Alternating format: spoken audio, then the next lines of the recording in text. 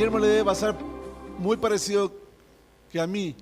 Y cuando los veo hacer este desorden y abrazarse, saludarse y reírse, se nota que a veces se dicen cosas y es hermoso. Porque la palabra de Dios nos dice que Dios habita donde hay comunión y armonía. Entonces, es precioso ver que Dios está haciendo cosas en nuestra vida. ¿Por qué? Porque el solo hecho de saludarnos es ir rompiendo con barreras que levantamos. Y esas barreras, Dios tiene que ir derribándolas en nuestra vida para que Él haga lo que Él desea en nosotros. Y hoy día vamos a ver un tema, durante 3 domingos, vamos a estar viendo un tema sobre el Espíritu Santo. Con Guillermo decidimos ver sobre el Espíritu Santo y hoy día vamos a comenzar viendo a Joel, una famosa profecía que se encuentra en el capítulo 2, versículo 28 al 32, del libro de Joel. El libro de Joel es un profeta menor, Antiguo Testamento. Esas son las típicas hojas que se pegan, que nunca lo leemos así. Es bien cortito.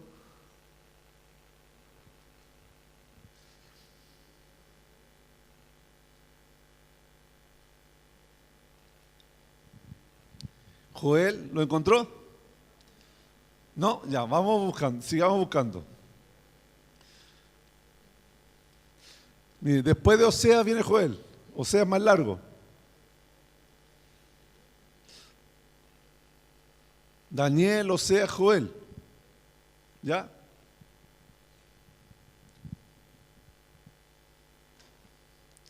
Vamos a tratar que la próxima prédica del Espíritu Santo sea de un libro de los Evangelios, para que la encontremos más rápido.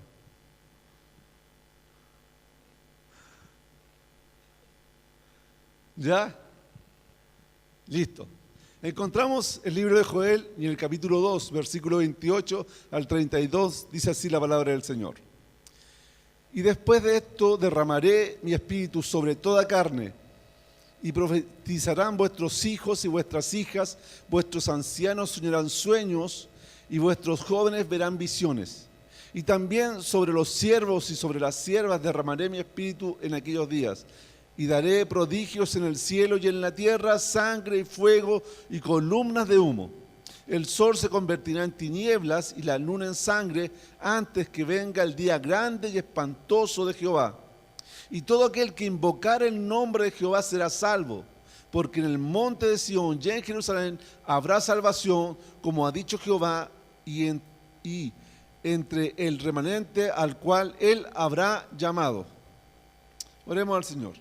Padre amado, en el nombre de Jesús nos presentamos delante tuyo, Señor. Señor, gracias por permitirnos escuchar tu palabra, Señor. Ya hemos sido bendecidos al solo hecho de leerla. Pero queremos que tú, Señor, a través de tu Santo Espíritu nos puedas explicar, nos puedas hablar y nos puedas convencer, Señor. Señor, que tu palabra penetre en lo profundo de nuestro ser y nos lleve, Señor amado, a tener convicciones firmes que nos muevan, que nos guíen, Señor amado. Señor, solo tú lo puedes hacer. Señor, por eso clamamos a ti, Señor, en este día. Y en el nombre de Jesús pedimos que tú nos hables. Te necesitamos, papá. En el nombre de Jesús te lo pedimos. Amén. El libro de Joel, este libro pequeño, es un libro un poco complicado. Primero porque no hay mucha referencia sobre Joel. No se sabe la fecha, no se sabe de dónde aparece Joel, no se sabe quién es. Aquí se dice el padre, pero tampoco se sabe quién es el padre. Se sale el nombre solamente, pero históricamente no se conoce. Cuando uno le trata de fechar a Joel, algunos dicen que fue escrito en el siglo IX antes de Jesucristo, antes de Jesús. Pero hay ciertas dudas que tenga esa fecha porque se menciona una reconstrucción del templo así, de una forma muy suave, y también al ver la escritura uno se da cuenta que tiene ciertos términos, modismo arameo. Entonces uno dice, este es alguien que escribió después que el pueblo fue exiliado, es decir, después del año, cuando fue destruido el templo, después del año 550, después que el pueblo regresó, cuando reconstruyeron, es decir, como después del año 516 a.C., debe haber escrito como el año 500 alrededor, antes de Jesús, el libro de Joel. Porque también es una fecha donde los que volvieron a colonizar Jerusalén tuvieron muchos problemas. Y el libro de Joel no habla de problemas, no habla de una tremenda,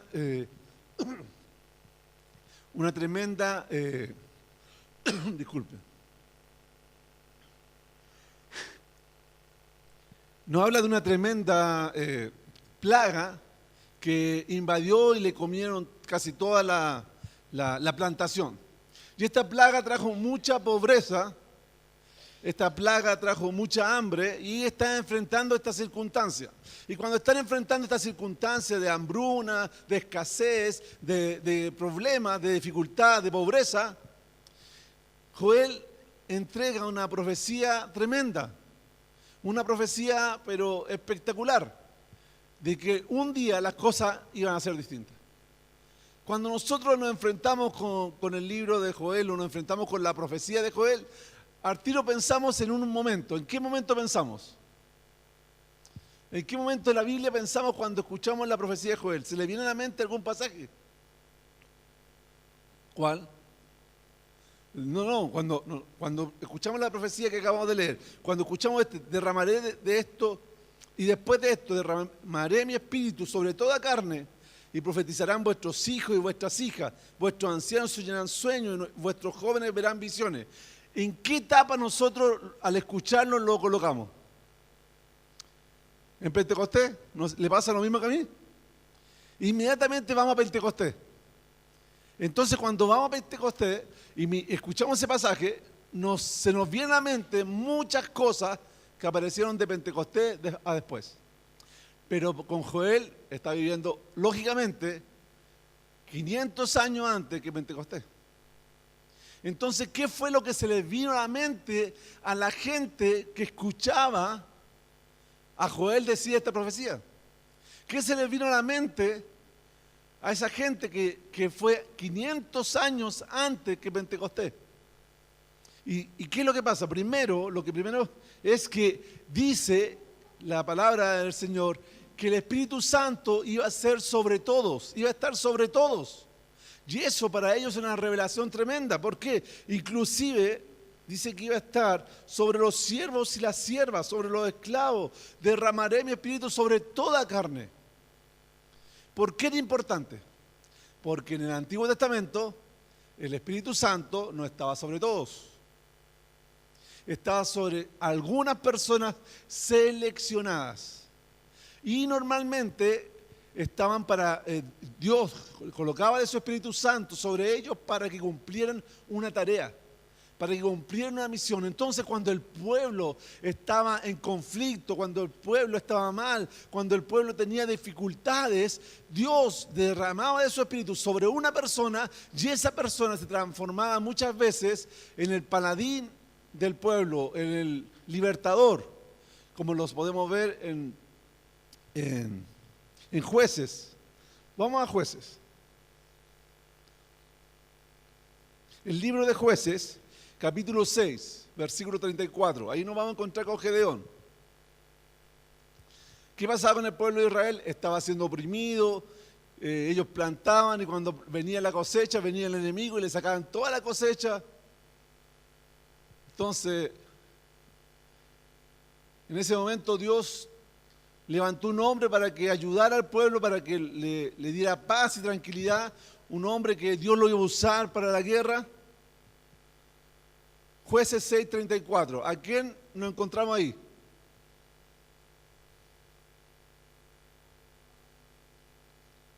En Jueces 6:34, ¿qué personaje bíblico está ahí? Gedeón. Entonces dice ahí claramente, entonces el Espíritu de Jehová vino sobre Gedeón.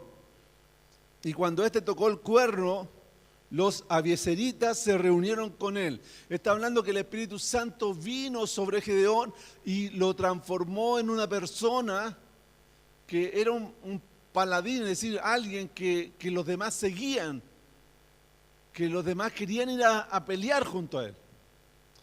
Fue el Espíritu Santo de Dios, pero también había una condición.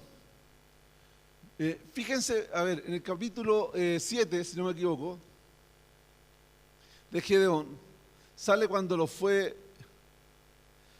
a pelear con los madianitas.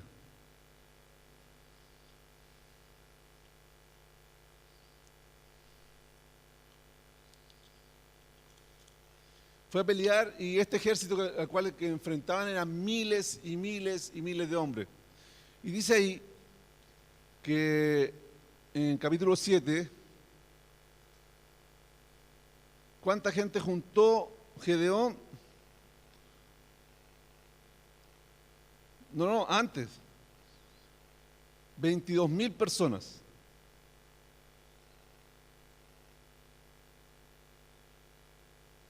A ver, ¿cuántos eran? 22.000, ¿no es cierto? No lo encuentro. Ahí está. En el versículo 3 dice, y desde el monte de Galad se regresaron 22.000. No, tenían 32.000. Tenían 32.000 soldados. Entonces, ¿qué es lo que pasa con Gedeón? Tenía que enfrentar un ejército tremendamente grande que los superaba en número, pero ellos tenían 32.000 soldados. Y Dios le dice, Gedeón,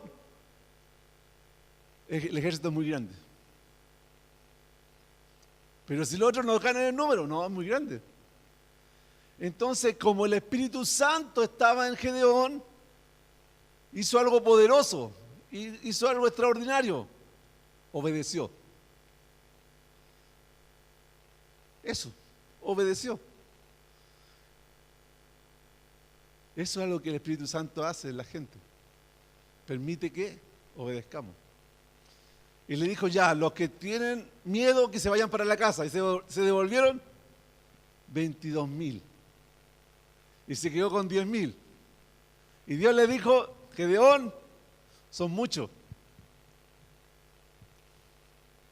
Pero si los otros son miles y miles, son muchos. Ya, yo te voy a decir cómo los seleccionas, llévalo al río. Y el que yo te diga que tiene que ir, el que yo te diga que no, tú los seleccionas. Y al final quedaron 300. Y Gedeón obedeció. Una característica de los que el Espíritu Santo estaba sobre ellos era la obediencia. Entonces, cuando Joel profetiza y les dice, se va a derramar el Espíritu Santo sobre toda carne, sobre toda persona, ellos a la mente se les podía haber venido que vamos a tener gente como Gedeón, vamos a tener gente como David, vamos a tener gente como Sansón, vamos a tener gente que va a poder ayudarnos en los problemas. Inclusive yo voy a poder enfrentar los problemas. Eso es lo que se le venía a la mente, la gente que la Biblia mostraba que habían tenido el Espíritu Santo. Gedeón obedece y Dios le da la victoria.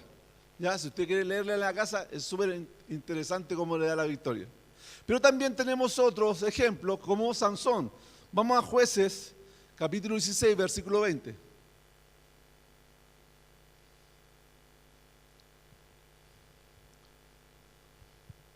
Aquí hay otro hombre en el cual Dios depositó de su Espíritu Santo para que liberara al pueblo, para que luchara por el pueblo, para que lo protegiera del enemigo. Pero ¿a qué se dedicó Sansón? Desgraciadamente, Sansón se dedicó a sus deleites, a lo que le gustaba hacer, se dedicó a desobedecer lo que Dios quería, se dedicó aquí a tener una amiga de los enemigos que no debería haber tenido. Entonces, en Jueces 16:20, ¿qué nos dice de Sansón? Jueces 16:20, a ver, léalo y dígamelo usted. A ver, explíquenmelo. No me lo lean textual. Díganme qué le pasó a Sansón ahí, con sus palabras.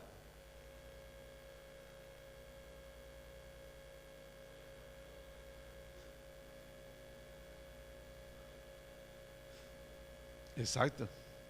Como él desobedeció y se fue a meter donde no se debería haber ido a meter, y no estaba peleando, no estaba liberando al pueblo, no estaba obedeciendo, y dejó que le hicieran algo que le dijeron que no tenía que hacer, se había apartado de Dios. Entonces Dios se apartó de él, el Espíritu Santo se apartó de él. Y él pensó que iba a ganar las batallas, pensó que sus fuerzas iban a continuar y que nuevamente sí él iba a liberar, pero no pudo, lo tomaron preso. Entonces, cuando las personas que escucharon la profecía de Joel pensaban en eso, Espíritu Santo que venía y que les daba poder, que les daba fuerza, que les daba inteligencia, que les daba sabiduría. En la Biblia salen muchos personajes que dice que el Espíritu Santo de Dios venía sobre ellos, o que Dios les daba de su Espíritu, pero era temporal, mientras obedecieran. Si desobedecían, el Espíritu Santo se iba. Ya algunas veces cumplían su misión y el Espíritu Santo regresaba a Dios. Entonces, para un pueblo con hambre, con escasez,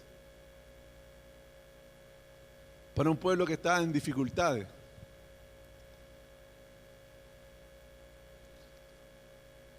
¿cómo habrán escuchado la profecía de que el Espíritu Santo iba a estar en todos? ¿Habrá sido esperanzador para ellos? ¿Habrán deseado vivir ese día? El día donde el Espíritu Santo iba a estar sobre toda carne. Yo creo que ellos lo estaban esperando con mucho deseo y anhelo. ¿Por qué? Porque ya sabían lo que Dios hacía con la gente cuando depositaba su Espíritu Santo sobre ellos. Ya la historia le tenía muchas partes. Y ejemplo está, por ejemplo, el rey Saúl también. Dios quitó su espíritu de él. ¿Se acuerdan que David, cuando fue ungido, dice que el Espíritu Santo de Dios vino sobre él? Y cuando él pecó, cuando él adulteró y asesinó, dice la palabra de Dios que él escribió el Salmo 51. ¿Y qué pide en el Salmo 51? Dice: por favor, Señor, no quite de mí tu Santo Espíritu. Porque había desobedecido. Dios, por misericordia, lo perdonó y no le quitó su Santo Espíritu. Entonces, el Espíritu de Dios iba a venir sobre todo. Y ellos se imaginaban eso que era como ese poder sobrenatural que es verdad. El Espíritu Santo es Dios con nosotros, el Dios del universo, el Dios todopoderoso. Es dentro de nosotros, eso es inexplicable. Pero lo más hermoso que yo puedo ver ahí, ¿saben qué? Es que yo cuando el Espíritu Santo de Dios viene sobre mí, yo no me transformo en un robot. Dios no toma mi voluntad y me maneja como Él quiere. Porque veo a Saúl desobedeciendo a Dios, veo a Sansón desobedeciendo a Dios, veo que los hombres que el Espíritu Santo viene sobre ellos también desobedecen a Dios. Tienen la capacidad de obedecerlo, pero también tienen la capacidad de desobedecerlo. Y estos hombres de Dios vieron el poder de Dios y se dieron cuenta que cuando tenemos a Dios con nosotros, las cosas son muy distintas. ¿Qué es lo que pasa también? Tenían promesas. Además de Joel, también habían otras promesas. Otra promesa importante se encuentra, hay varias, pero solamente quise tomar una, en Ezequiel, capítulo 36, versículos 26 y 27.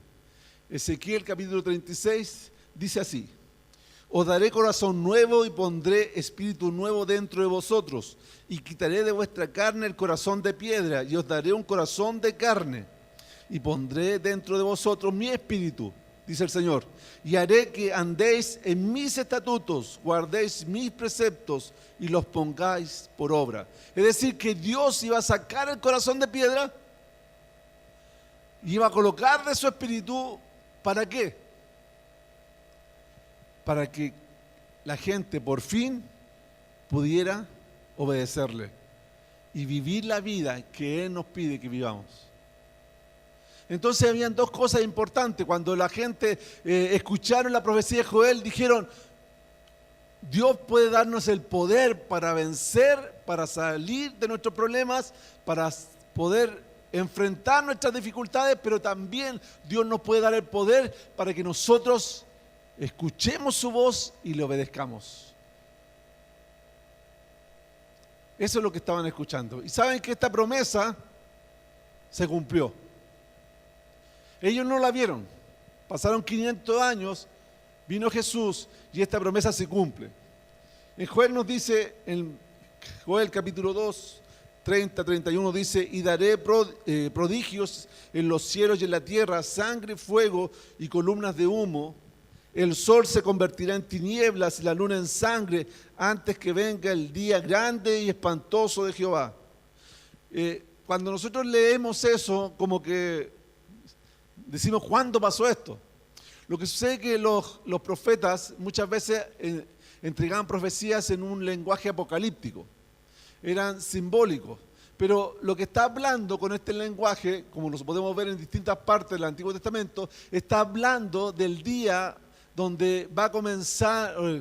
Ellos hablaban del siglo venidero, que era cuando Dios iba a comenzar con el cambio que les había prometido. Ellos hablaban del siglo venidero, cuando llegue esa época, cuando las cosas van a ser distintas. ¿Y qué es lo que hace Jesús? Jesús, cuando llega, Él dice: el reino de los cielos ha llegado.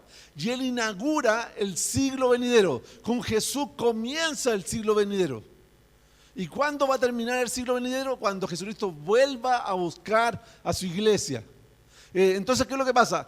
Jesús lo instaura, Jesús llega. Entonces estas señales que dice de prodigios en el cielo y en la tierra están mostrando el comienzo de una etapa, de una era importante, que comienza con Jesús. Quizás nosotros podríamos decir algunos símbolos que podrían ser los milagros que hizo Jesús, o podría ser cuando se oscureció el cielo, cuando Jesucristo fue crucificado, pero comienza con Jesús.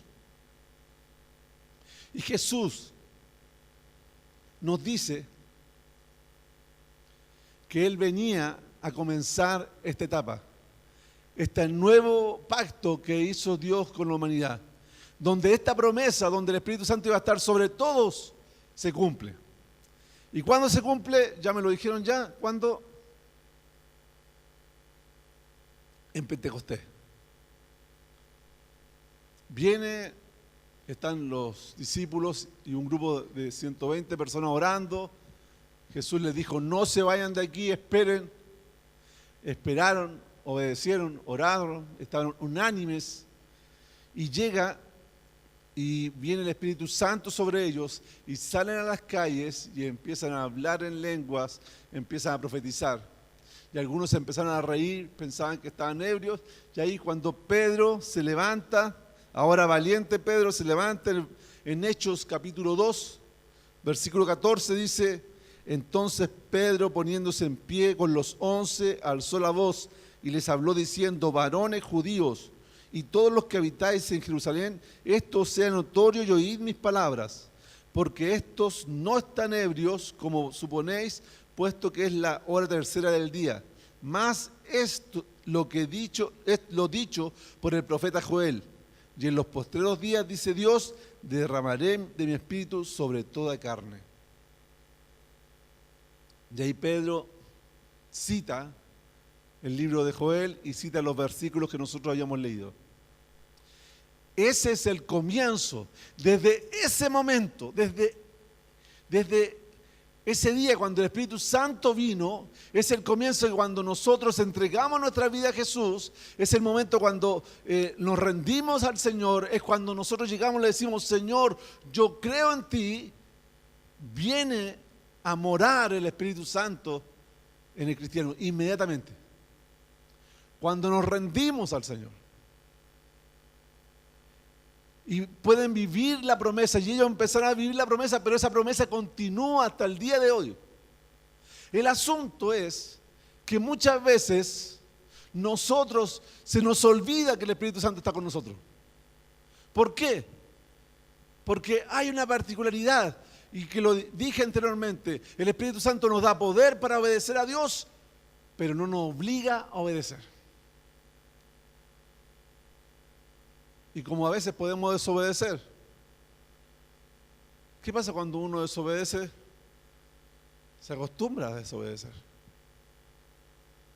Entonces, en esta parte podemos ver que comienza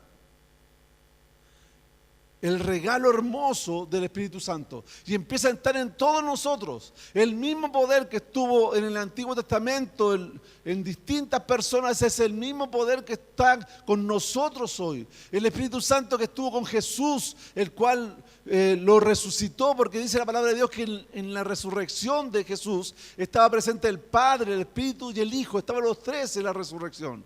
Jesucristo es el que dice, es mejor que yo me vaya, porque cuando yo me vaya, el Espíritu Santo, el Consolador, va a estar con ustedes. Y si Jesús nos dice que nos convenía que Él se fuera, es porque Él sabía que así podía estar a través del Espíritu Santo con todos nosotros. El Espíritu Santo es Dios. El Espíritu Santo es Dios trino. No es una parte de Dios, es Dios completo y está en nosotros. Es una promesa del Señor que se cumple. ¿Y qué hace el Espíritu Santo? El Espíritu Santo hace muchas cosas en nosotros. Nos da la posibilidad de obedecer al Señor.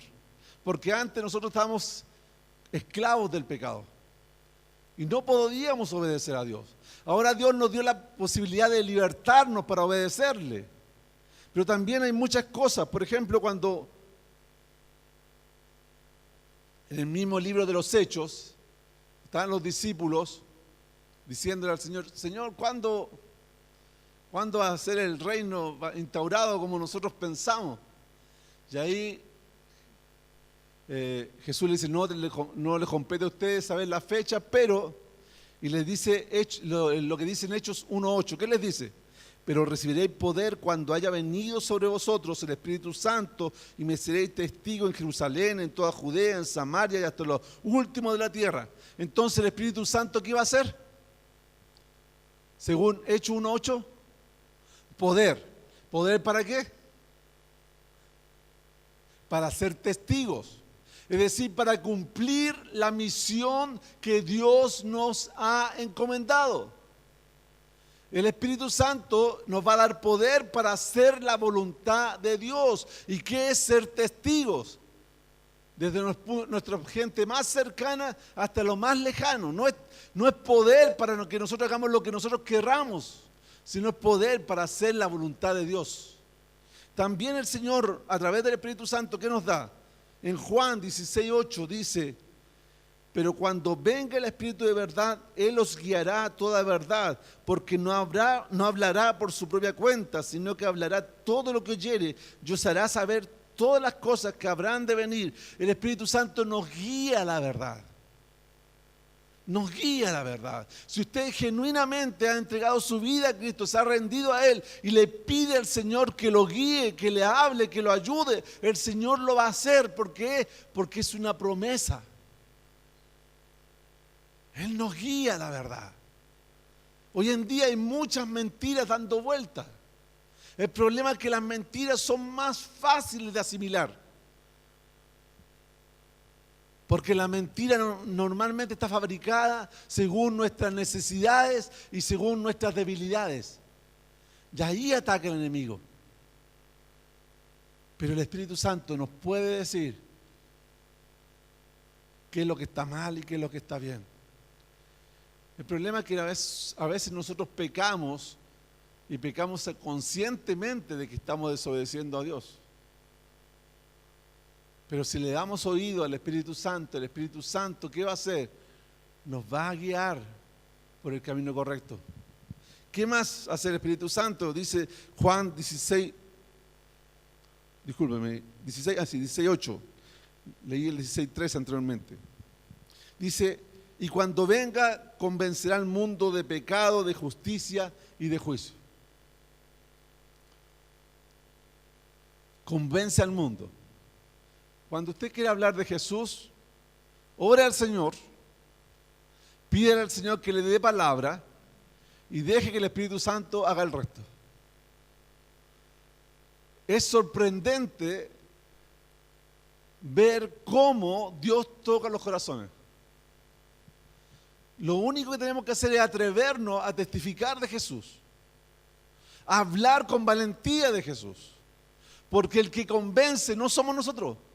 En ninguna parte de la Biblia dice vaya y convierta a la otra persona. No, tenemos que ser testigos, contar de nuestro amado, contar de nuestro Señor, contar de quién nos ha salvado, contar de quién nos ha libertado, contar de quién nos ha dado vida. Y cuando nosotros contemos de la palabra del Señor, contemos de este Señor maravilloso, de Jesucristo, el Espíritu Santo se va a encargar de convencer de pecado, de justicia y de juicio. Convencer a las personas que sí, desgraciadamente están en pecado, y porque están en pecado, no están obedeciendo lo que Dios desea, no están haciendo actos de justicia. Y eso le acarrea un juicio. Cuando somos guiados por el Espíritu Santo, la gente no se ofende. Disculpe, perdone, sí, a veces sí se ofende. Pero esos que se ofenden, vuelven. Si somos guiados por el Espíritu Santo. Pero tenemos que dejarnos guiar por el Espíritu Santo, porque Él es el que convence. ¿Qué más hace el Espíritu Santo? Nos fortalece. Hechos 9:31. Dice, entonces las iglesias tenían paz por toda Judea, Galilea y Samaria, y eran edificadas andando en el temor del Señor, y se acrecentaban fortalecidas por el Espíritu Santo. Hermanos, con Guillermo hemos tratado de transmitir algo que creemos que dice la palabra de Dios. No depende de nosotros, depende del Espíritu Santo. Nosotros tenemos que obedecer al Señor. ¿Por qué? Porque el Espíritu Santo se mueve con libertad cuando obedecemos al Señor. No depende de nuestras capacidades, no depende de nuestro intelecto, depende del Espíritu Santo. Dios en medio nuestro es el que nos va a sacar en victoria, es el que nos va a fortalecer. No podemos mirar al hombre. Siempre hay que mirar a Dios. El asunto es que muchas veces miramos nosotros y no vemos al Espíritu Santo. ¿O alguien ha visto el Espíritu Santo acá? Puede ser que alguno la haya visto. Me acuerdo una vez que hice una pregunta de quién ha visto a Jesús y una persona me dijo que lo había visto y me contó el testimonio y verdaderamente había visto a Jesús. Dichoso él. Pero la mayoría, el 99.9% o 999 de los cristianos no lo hemos visto porque es por fe. Dios ha permitido y le ha dado el privilegio a algunos cristianos que sí lo vean. Qué bueno por ello, me alegro mucho por ello, pero el resto es por fe. Pero sí, el Espíritu Santo está en nosotros. Y la palabra del Señor nos dice que el Espíritu da testimonio en nosotros que le pertenecemos. Por eso tenemos que estar seguros de lo que la palabra del Señor nos dice. ¿Qué más hace el Espíritu Santo? Por supuesto, santificarnos. Romanos 15:16, para ser ministro de Jesucristo a los gentiles, ministrando el Evangelio de Dios, para que los gentiles les sean ofrenda agradable, santificada por el Espíritu Santo. Nosotros hemos pasado a ser una ofrenda para el Señor, santificada por el Espíritu Santo.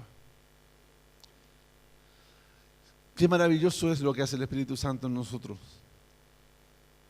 El pueblo que estaba viviendo con Joel hace 500 años antes de Jesucristo, no lo pudo disfrutar. Ahora nosotros sí lo podemos disfrutar. Nosotros sí podemos tomar nuestra Biblia, leer la palabra de Dios y pedirle al Señor que nos guíe, que nos muestre, que se revele y vamos a entender la palabra. Cuando nos enfrentamos con dificultades y tenemos que pedirle ayuda al Señor, el Espíritu Santo nos puede guiar. Cuando estamos con luchas y nos sentimos débiles, el Espíritu Santo nos puede fortalecer. Cuando el Señor nos manda y nos dice que tenemos que hacer tal cosa u otra, el Señor nos puede dar fuerza para cumplir la misión que nos ha dado. Porque el Espíritu Santo está en nosotros. El Dios Todopoderoso está en nosotros. La promesa se ha cumplido y nosotros la podemos disfrutar. El asunto es que a veces ni siquiera pensamos en el Espíritu Santo. Vivimos nuestras vidas, salimos de estas puertas y nos vamos a nuestras casas y quizás no tomamos en cuenta que al irnos a nuestras casas, Dios va con nosotros. Dios no se queda en un templo.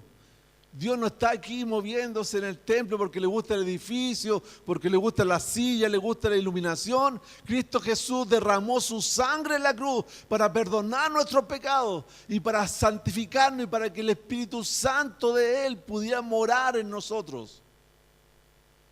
No en un templo. Él desea morar en nuestras vidas. Él desea acompañarnos las 24 horas del día. Al igual como en el Antiguo Testamento, los paladines, estos héroes de la fe, estos héroes que hacían cosas tremendas, de la misma forma Dios está con nosotros queriéndonos ayudar y sacarnos de nuestros problemas. Pero también quiere ayudarnos a que lo obedezcamos. Porque ese es el fin del cristiano. Y a veces los problemas, las dificultades nos muestran cómo Dios nos puede liberar, cómo Dios nos puede libertar y nos permite conocerlo más. Cuando termina Joel la profecía, en el versículo 32,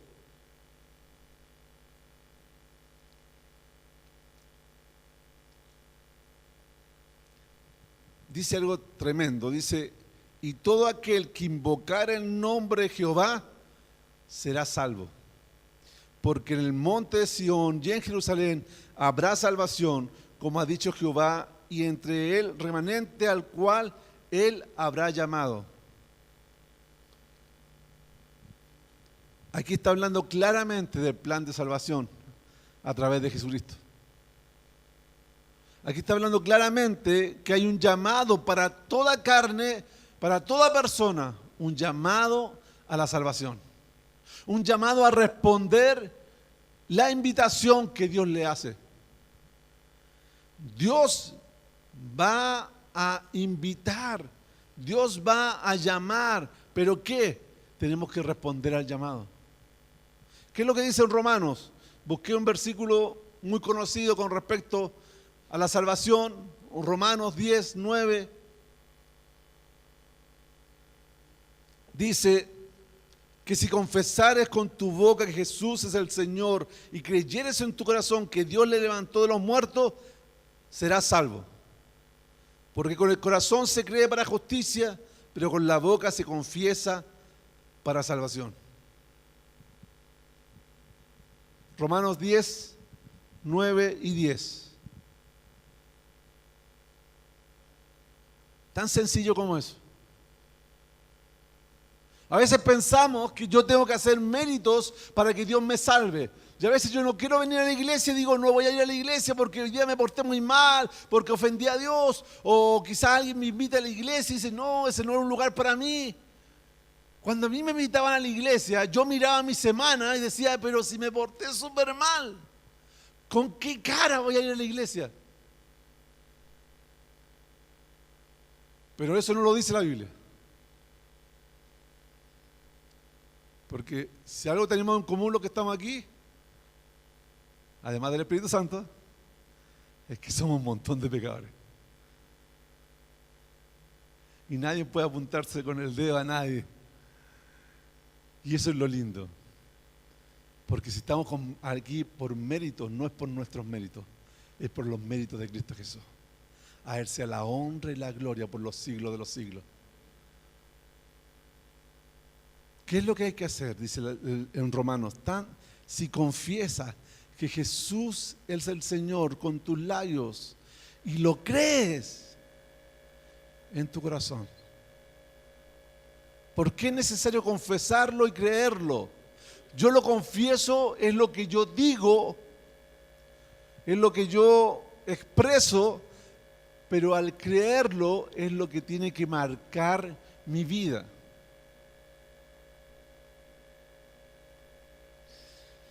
A ver, ¿cómo lo explicamos? He dado varios ejemplos sobre el creer.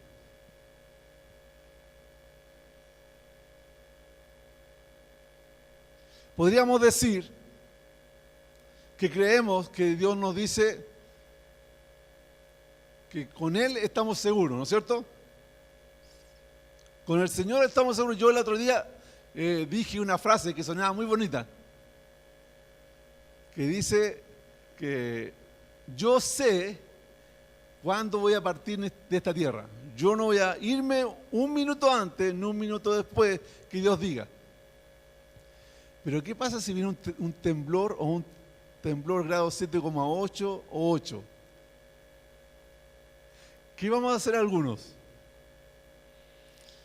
Dejo el micrófono aquí, no sé si lo deje encima, creo que lo suelto y salgo corriendo.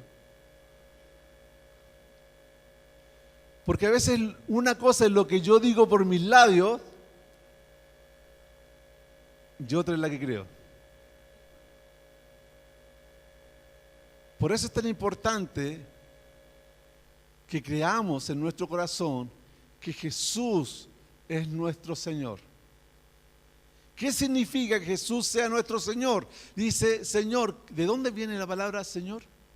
Ustedes saben. Inclusive hay algunas partes que la Biblia la ablanda, porque nosotros decimos que somos siervos, pero hay muchas traducciones donde no debería decir siervo, debería decir esclavo. Somos esclavos. Entonces, ¿por qué somos esclavos? Porque cuando Cristo murió en la cruz, derramó su sangre, pagó por nuestra vida, ahora nuestra vida le pertenece. Cuando dice ahí que confiese con sus labios que Jesucristo es el Señor y lo crea en su corazón, tenemos que creer que Él es el dueño. Pero también dice algo más ahí. Además de ser nuestro dueño, ¿qué dice ahí? Creyere en tu corazón que Dios le levantó de los muertos. Que Jesucristo no es cualquier persona. Jesucristo es Dios. Y fue levantado de los muertos y está vivo a la diestra de Dios. Y ese mismo Dios está dentro de nosotros a través de su Espíritu Santo.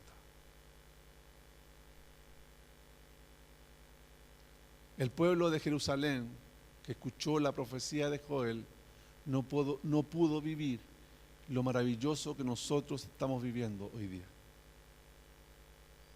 Porque ese poder espectacular está en nuestras vidas. Y está, ¿para qué? Para ayudarnos. No como nuestro siervo, sino como nuestro Padre amoroso que quiere ayudarnos para que venzamos y salgamos adelante. Está en nosotros. Pero también tenemos que hacernos la pregunta: ¿estará en nosotros? Cuando Jesús habló con Nicodemo, Nicodemo estaba convencido de que él era salvo. Nicodemo había estudiado, había estado no sé cuántos años en el Sanedrín, había participado de no sé cuántos cursos, había estado no sé cuántas horas en el templo y Nicodemo estaba 100% convencido que era salvo. Inclusive que se destacaba sobre otros, porque había sido elegido. Pertenecía a un partido político, tenía un buen nombre, tenía buena reputación. Pero Jesús le dijo que si no nacía de nuevo, no iba a poder entrar al reino de los cielos. Que si no nacía del agua y del Espíritu, no iba a poder disfrutar del reino de los cielos. Y saben que a veces tenemos que preguntarnos: ¿habré nacido de nuevo? ¿El Espíritu Santo estará en mí? ¿O estaré como Nicodemo? una muy buena reputación, pero muy alejado de la salvación. Entonces es bueno que reflexionemos. Y si la respuesta es sí, por misericordia de Dios sí soy salvo, por misericordia de Dios sí yo proclamé que Jesús es el Señor y yo creo que Dios lo resucitó de los muertos y yo creo en mi corazón. Si la respuesta es sí, también tenemos una gran responsabilidad, porque la palabra del Señor nos dice: ¿o ignoráis que vuestro cuerpo es templo del Espíritu Santo, el cual está en vosotros, el cual tenéis de Dios, y que no sois vuestros? Porque habéis sido comprado por precio. Glorificad pues a Dios en vuestro cuerpo y en vuestro espíritu, los cuales son de Dios. Es maravillosa la promesa de la salvación. Es espectacular la promesa de que el Dios del universo, el que creó el universo, el que lo sostiene, está en nosotros a través de su Espíritu Santo. Pero también hay una responsabilidad. Nuestra fe tiene que llevarnos a tomar conciencia que nuestras vidas no nos pertenecen. Somos del que está dentro nuestro. Somos del Señor. Y a veces no sentimos al Espíritu Santo, no lo experimentamos ni escuchamos su voz, porque quizás seguimos siendo nuestros propios dueños y seguimos siendo quienes mandan dentro de nuestro corazón. El Señor nos llama a tener un corazón arrepentido. El profeta Joel lo profetizó, el pueblo lo escuchó, pero nosotros lo estamos disfrutando.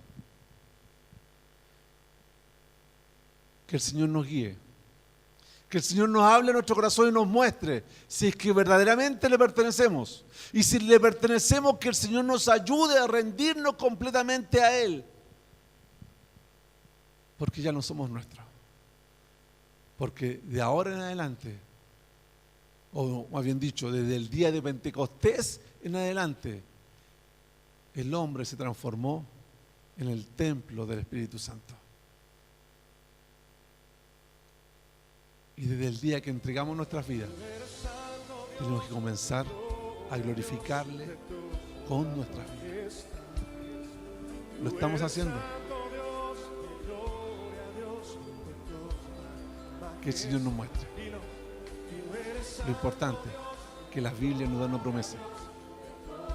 Una promesa cumplida y una promesa cierta. Y Él va a estar con nosotros para ir cumpliéndola día a día en nosotros. Solamente tenemos que rendir. ¿Queremos rendirnos? Digámosle al Señor en oración. Inclinemos nuestro rostro.